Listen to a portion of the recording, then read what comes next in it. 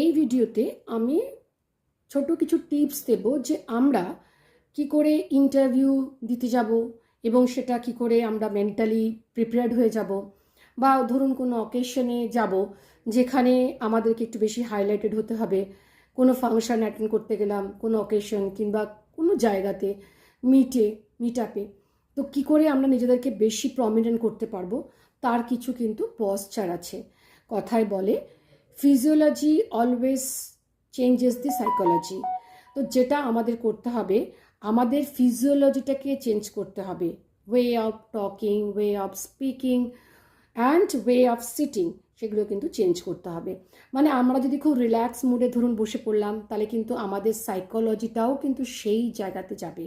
সেই জন্য কোনো কিছু বোল্ডলি করার আগে আগে কাঁধটাকে সোজা করতে হবে, কাঁধটাকে চওড়া করতে হবে।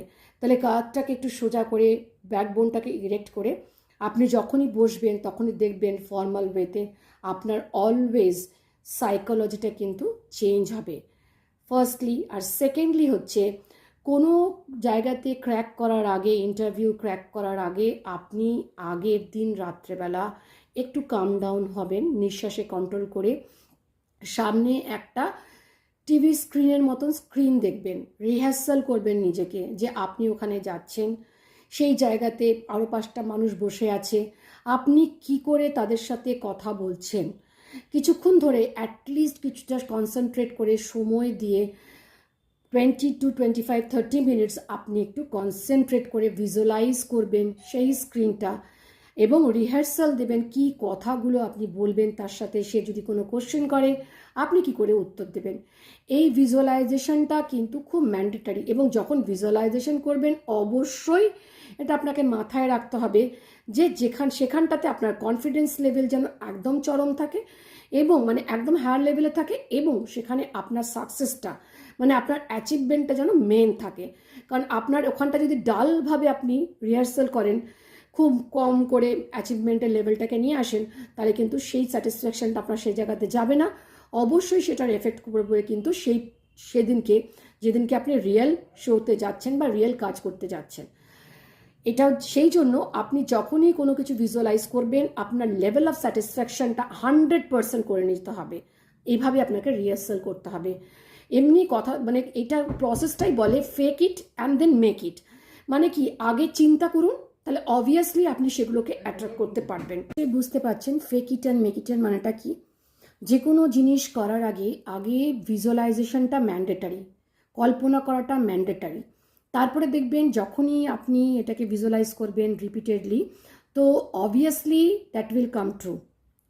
সেকেন্ডলি আমি একটা পয়েন্টের দিকে বেশি এমফাসাইজ করব, যে আমাদের যে জামা কাপড়গুলো সেগুলো কিন্তু আমাদের যে কোনো ইন্টারভিউ ক্র্যাক করার সময় বা যে কোনো ইম্পর্ট্যান্ট কিছু কাজ করার সময় একটু হলেও চেঞ্জ করাটা উচিত। কারণ অনেক সময় দেখা যায় যে আমাদের যে ওল্ড ক্লোথসগুলো আছে সেগুলো কিন্তু আমাদের যদি কোনো রকম কোনো নেগেটিভ ভাইব থেকে থাকে, তাহলে কিন্তু সেগুলো ওল্ড ক্লথসের মধ্যে অ্যাবজর্বড হয়ে যাবে। সেই জন্য যদি কোনো ভালো জায়গায় আপনি চান, তো যদি মনে করেন ড্রেসটাকে একটু চেঞ্জ করলে ভালো হয়, আপনি কিন্তু একটা নতুন ড্রেস পরে যেতে পারেন। তাহলে কী হবে, একটা ফ্রেশ মুডে পজিটিভ ভাইবে কিন্তু আপনি অ্যাপ্রোচ করতে পারছেন। হতে পারে হয়তো অনেক সময় কেনা হয় না বা কোনো কারণে থাকতে পারে, তো সেই যে জামা কাপড়টা আপনি পরবেন, যদি কোনো ওল্ড ক্লথসও হয় সেটাকে ভালো করে কাচবেন, রোদে দেবেন, একদম কটকটে রোদে, মানে যেটা বলে পিওর সানলাইটের নিচে, যাতে কোনো নেগেটিভ ভাইব না থাকে। আয়রন করবেন এবং সেটাতে একটু সেন্ট ইউজ করবেন, যখন যাবেন একটু সেন্ট ইউজ করে যাবেন, যাতে একটা সফট সেন্ট ইউজ করে যাবেন। তাহলে কি হবে, আপনার মধ্যে যদি কোনো রকম ওই ক্লোথসের মধ্যে আগে কোনো নেগেটিভ ভাইব ঢুকে থাকে, আপনার পরার পরে মানে আগে কোনো সিচুয়েশন আপনি ফেস করে থাকেন অকওয়ার্ড, সেগুলো কিন্তু কেটে যাবে এবং আপনি যখন যাবেন তখন কিন্তু একটা ফ্রেশ মুডেই যাবেন। সবসময় নিজেকে পরিপাটি রাখা এটা কিন্তু ভীষণ দরকার, ম্যান্ডেটারি। নিজেকে প্রেজেন্টেবল রাখা ম্যান্ডেটারি। কারণ আমরা যত নিজেদেরকে মানে ফিজিওলজিক্যালি পরিষ্কার পরিচ্ছন্ন সুন্দর রাখতে পারবো, গুছিয়ে রাখতে পারবো, সাইকোলজি কিন্তু আমাদের সেভাবেই চেঞ্জ হবে। আপনি একটু খেয়াল করে দেখবেন, একদিন আপনি অর্ডিনারি থাকবেন আর একদিন খুব সুন্দর সেজেগুজে থাকবেন, সেটা কিন্তু ভীষণভাবে ফারাক হয়।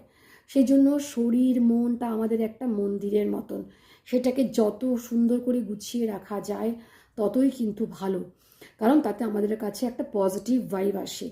আর যেটা হচ্ছে, আপনি তো দেখেওছেন যে আমরা কোনো ভালো টেম্পলে ঢোকার আগে, টেম্পলে কিংবা মসজিদে কিংবা চার্চে বা কোনো জায়গাতে, গুরুদুয়ারাতে, আমরা কিন্তু হাত পা ধুয়ে একটু পরিষ্কার হয়ে যাই। কেন চাই? যাতে আমাদের মধ্যে পজিটিভিটিটা গেন বেশি হয়। সেই জন্য কোনো জায়গায় বা কোনো কিছু করার আগে একটু ড্রেসের একটু পরে ধ্যান দেবেন, ড্রেসিং সেন্সের জন্য প্রপার হয়। সেকেন্ডলি, যদি কোনো ওল্ড ক্লোথস থাকে, যদি মনে করেন যে এই ওল্ড ক্লোথসটা পরে আমি ইন্টারভিউটা ঠিক মতনভাবে কোনো কারণে ক্র্যাক করতে পারিনি, বা ওটা আপনার মনে একবার খটকা লেগে থাকে, অবশ্যই তাহলে ড্রেসটাকে চেঞ্জ করুন। আর যদি না করতে পারেন, ওটাকে ভালো করে কাচবেন, করবেন, রোদে দেবেন, একদম একদম সানলাইটের নিচে আয়রন করবেন, হালকা সেন্ট দেবেন, তারপর আপনি ইন্টারভিউতে যাবেন। কারণ আমাদের